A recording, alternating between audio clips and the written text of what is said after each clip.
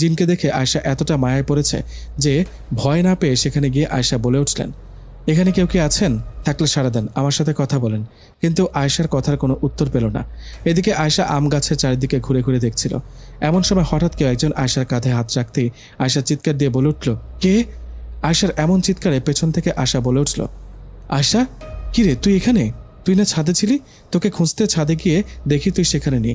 ছাদে না পেয়ে হঠাৎ করে বাগানে চোখ পড়তে দেখলাম যে কে যেন ফোনের লাইট জ্বালিয়ে আম গাছের দিকে যাচ্ছে। সন্দেহ হলো তাই আসলাম। তুই রাতের বেলা এখানে কেন? চল এখনই। আয়শা বলল, আরে দাঁড়া, আমি এখানে আসছি কি আর সাথে? আমি কিছু দেখেছি এখানে। চুপ কর, এখান থেকে চল আগে, একটু থাকি না। আয়শার কথায় কান্না দিয়ে আশা আয়শার হাত ধরে ওকে টেনে বাড়িতে নিয়ে গেল। বাড়িতে গিয়ে আশা আয়শাকে বলল, তুই কি পাগল? তোকে ছাদে যাওয়ার সময় মানা করেছিলাম না বাগানে আম গাছের দিকে তাকাবি না? আয়শা বলল, দোস্ত আমি তাকাইনি, হঠাৎ আমার চোখ পড়েছে ওদিকে। জানিস কি দেখেছি? জিন দেখেছিস তাই না? আরে হ্যাঁ, তুই জানলি কেমনে? অনেক আগে থেকে জানি। আমি কেন, আমার পরিবারের সবাই জানে। দেখ, স্পষ্ট একটা কথা বলি, ওই আম গাছে জিন থাকে। আমার বাড়িতে 2-3 দিন থাকবি। আজকের পর ওদিকে যাবি না, ওই গাছের দিকে তাকাবি না।